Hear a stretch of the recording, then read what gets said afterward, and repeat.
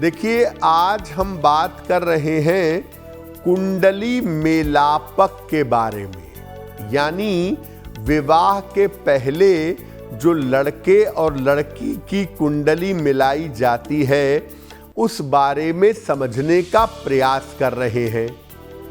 कुंडली मिलाना कितना जरूरी है, कितना सफल है, पहले ये जानते हैं। देखिए, बालक और बालिका के बीच में प्रेम रहे और तालमेल अच्छा रहे, साथ ही साथ दोनों एक साथ मिल करके जीवन में आगे बढ़ें, संघर्ष कम करें, इसके लिए कुंडली मिलान किया जाता है। कुंडली मिलान में बहुत सारी चीजों पर विचार किया जाता है और कुंडलियां कई तरह से मिलाई जाती हैं। ग्रह मेलापक, भाव मेलापक, अष्टकूट, नक्षत्र मेलापक, बहुत सारे मेलापक होते हैं, लेकिन सामान्यतः जो अष्टकूट मेलापक है उसका सबसे ज्यादा विचार होता है और इसमें प्रमुख मेलापक होता है नाड़ी दोष, ग्रह मैत्री, गण, भकूट और मंगल दोष। हर चीज का अपना महत्व है और सबका विचार किया जाता है। 8 तरीके से लड़के और लड़की की कुंडली इसमें मिलाई जाती है, जिसको अष्टकूट मेलापक कहा जाता है। देखिए, शादी मिलाने में जब आप जाते हैं किसी पंडित जी के पास, किसी दैवज्ञ के पास, तो वो बहुत सारी बातें बताते हैं कि नाड़ी दोष है, भकुट दोष है, गण दोष है। तो सबसे पहले समझते हैं कि नाड़ी दोष क्या होता है। देखिए, हर नक्षत्र के अनुसार बालक और बालिका की नाड़ियां अलग अलग होती हैं। 3 नाड़ियां होती हैं, आदि, अंत्य और मध्य। ये नक्षत्र के चरण के हिसाब से अलग अलग समझी जाती हैं। इस नाड़ी को देखने से वर और कन्या का स्वास्थ्य और संतान उत्पन्न होगी या नहीं होगी, इसको देखा जाता है।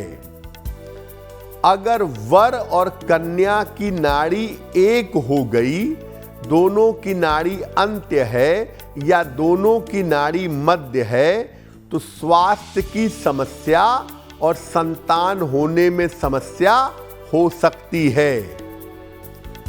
एक नाड़ी होने पर तभी विवाह कर सकते हैं जब नक्षत्र एक हो और उनके चरण अलग अलग हों, या लड़के और लड़की दोनों का जो बृहस्पति है वो अच्छी स्थिति में हो।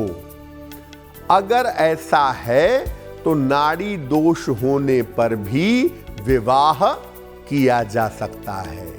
कुंडली मिलान में जिस चीज को लेकर लोग सबसे ज्यादा परेशान होते हैं वो है मंगल दोष। मंगल दोष कितना इंपॉर्टेंट है, कितना महत्वपूर्ण है, ये भी जानते हैं। देखिए, कुंडली में मंगल अगर कुछ खास जगहों पे बैठा हो, लग्न, चतुर्थ, सप्तम, अष्टम, द्वादश, तो कुंडली में मंगल दोष पैदा हो जाता है।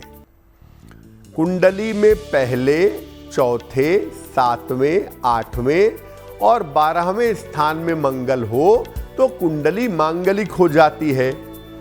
अगर लड़की की कुंडली में मंगल दोष है, यानी एक की कुंडली में मंगल दोष है, तो दूसरे की कुंडली में उस मंगल का काट होना चाहिए, उस मंगल का कैंसिलेशन या काउंटर होना चाहिए।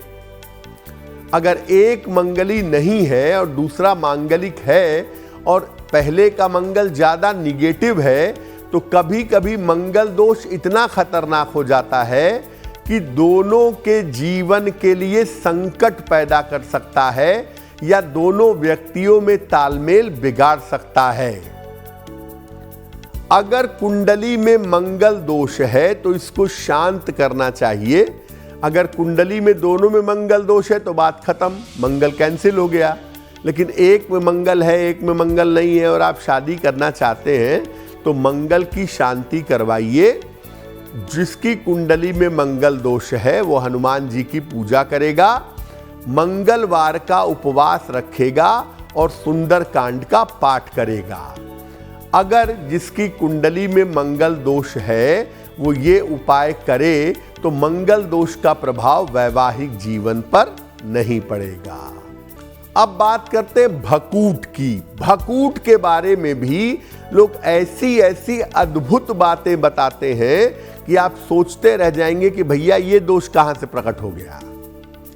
भकूट दोष क्या है, कितना इंपॉर्टेंट है, राशियों का आपसी संबंध कैसा है, लड़के और लड़की के राशियों का आपसी संबंध कैसा है और उनके स्वभाव का मिलान कैसा है, ये भकूट है।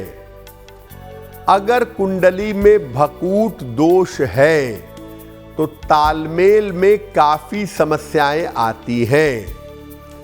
अगर दोनों की राशियां एक दूसरे से 2-12 हो, द्विद्वादश हो, दोनों में षडाष्टक हो, 1-8 का संबंध हो या 9-5 9-पंचक का संबंध हो तो भकूट दोष बन जाता है। लेकिन इसकी एक कंडीशन ये है कि अगर लड़के और लड़की की राशियों में मित्रता हो, वर और कन्या की राशियों में मित्रता हो या दोनों के स्वामी एक हो तो ये भकूट दोष भंग हो जाता है। अब बात करते हैं गण की। गण क्या होता है और कुंडली मिलान में गण कितना महत्वपूर्ण है। देखिए, अलग अलग नक्षत्रों के अलग अलग गण होते हैं। कुल मिला के 3 गण होते हैं, मानव गण, देवगण और राक्षस गण।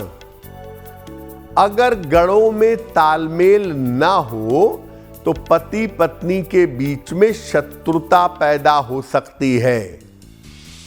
राक्षस गण का और मानव गण का विवाह सबसे ज्यादा अनुचित माना जाता है। इसके परिणाम स्वरूप संबंध बहुत ज्यादा खराब हो जाते हैं। लेकिन अगर लड़के और लड़की की राशियों में अच्छी मित्रता हो, ग्रह मैत्री बढ़िया हो तो गण दोष भंग हो जाता है। अब ये जानते हैं कि ग्रह मैत्री होती क्या है और ग्रह मैत्री कुंडली मिलाने में कितनी महत्वपूर्ण होती है। देखिए, कुंडली मिलान में सबसे ज्यादा जो महत्वपूर्ण है वो नाड़ी, भकूट, गण ये सब नहीं है। सबसे महत्वपूर्ण है ग्रह मैत्री। लड़के और लड़की के ग्रहों में पर्याप्त मित्रता होनी चाहिए, नहीं तो वैवाहिक जीवन की मुश्किलें खत्म नहीं होंगी। अगर ग्रह मैत्री नहीं होगी तो साथ में रहना, साथ में तालमेल बैठाना, साथ में प्रेम करना ये बड़ा कठिन हो जाएगा। ग्रह मैत्री का एक फायदा ये भी है कि अगर कुंडली में लड़के और लड़की के ग्रहों में पर्याप्त मित्रता है तो गण दोष, भकूट दोष और बहुत सारे दोषों का प्रभाव नहीं रहता है। अच्छी ग्रह मैत्री पर विवाह होने पर तालमेल उत्तम होता है, विवाह श्रेष्ठ होता है, तालमेल जीवन भर बढ़िया बना रहता है।